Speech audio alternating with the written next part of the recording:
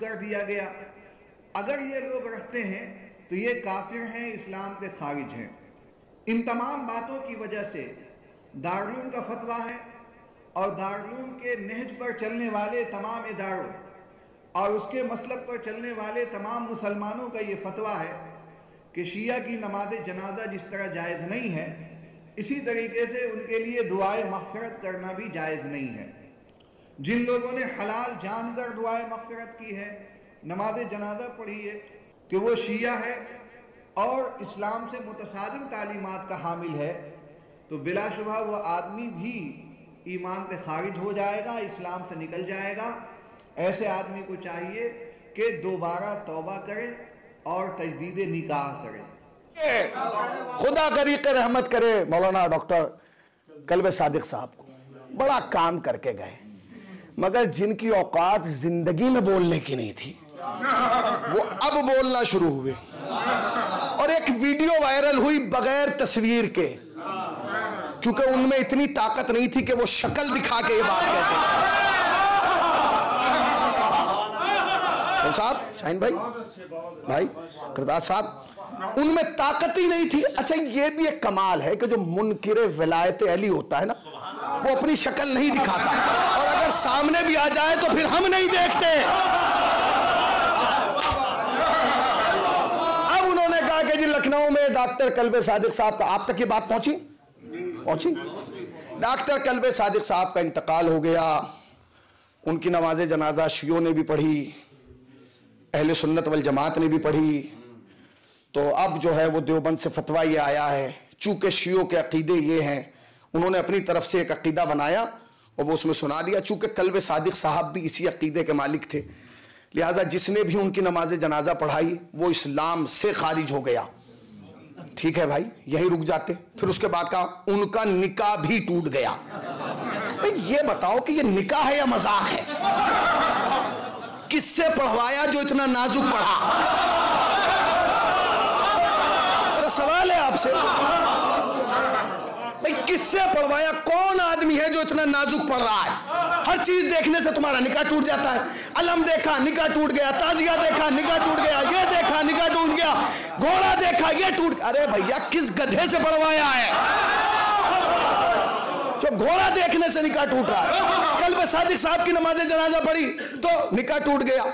तो निकाह क्यों टूट रहा है ये निकाह?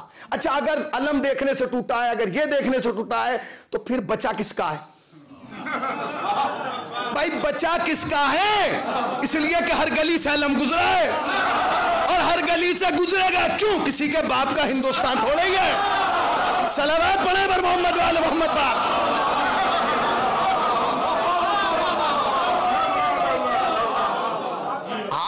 पहले ये देखिए, आपकी शख्सियत पे बोल रहे हैं।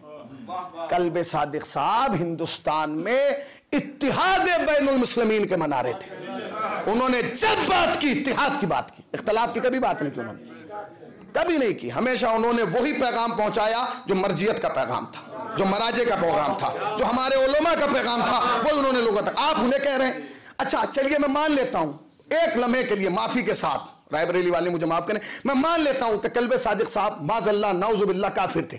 चलिए मान लीजिए कि काफिर थे। अगर वो काफिर थे तो फिर मुस्लिम पर्सनल बोर्ड में आपने क्यों लिया? या तो फिर मानो कि सारे कल्बे सादिक जैसे थे, तो फिर अब उसका नाम मुस्लिम पर्सनल बोर्ड से हटा के काफिर पर्सनल बोर्ड रख दो। सलावत पढ़ो मोहम्मद वाले मोहम्मद पाक।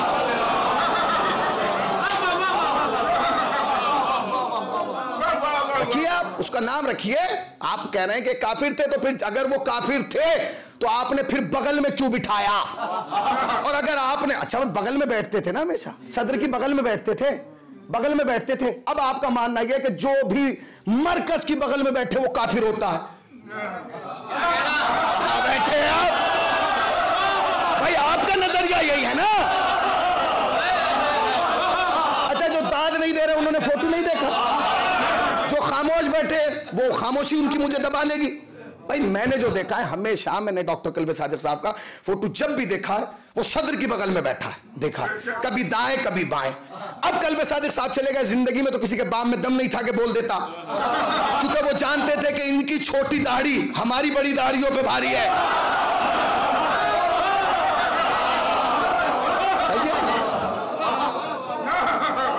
समझिए ना, जिंदगी में तो मौका नहीं था। अब आप बोल रहे हैं वो काफिर थे।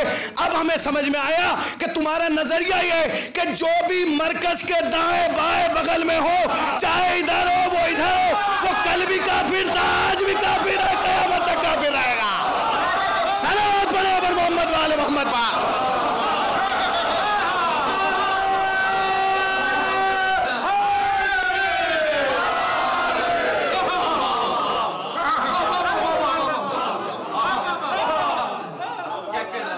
जिस आदमी ने हमेशा इत्तेहाद का परचम बुलंद किया, जिस आदमी ने हमेशा शिया सुन्नियों को एक प्लेटफॉर्म पे जमा करना चाहा जी, जो उनके लिए दुआएं मगफिरत करे, जाइए। महमूद मदनी ने की है, पढ़वाइए निकाह। सलमान नदवी ने की है, पढ़वाइए निकाह।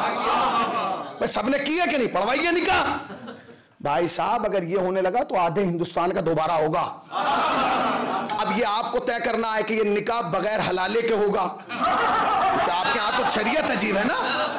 अब देखिए आपने जो शरीयत बनाई है, मैं उलमा की मौजूदगी में कह रहा हूँ, किबला इनके यहाँ तो ये शर्त है ना कि तलाक के बाद, निकाह टूटने के बाद तो फिर जाइए तलाश कीजिए लोगों को। अब जब सबका ही टूट गया तो फिर हलाला कौन करेगा?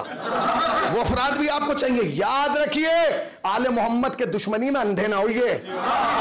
हमें जानते हैं, खुदा की कसम मुझे मालूम है तुमने ये बयान कल्बे सादिक की दुश्मनी में नहीं दिया, अली मुर्तजा की दुश्मनी में दिया है। तुम्हारी दुश्मनी कल्बे सादिक साहब से नहीं है, तुम्हारी दुश्मनी उस परचम से है जिस परचम के नीचे होते। वो अहले बैत का परचम था, वो विलायत अली का मरकज। क्यों? चूंकि विलायत अली मरकज दीन है, महबर दीन है, बुनियाद दीन है, असासाए दीन है, हकीकत दीन है।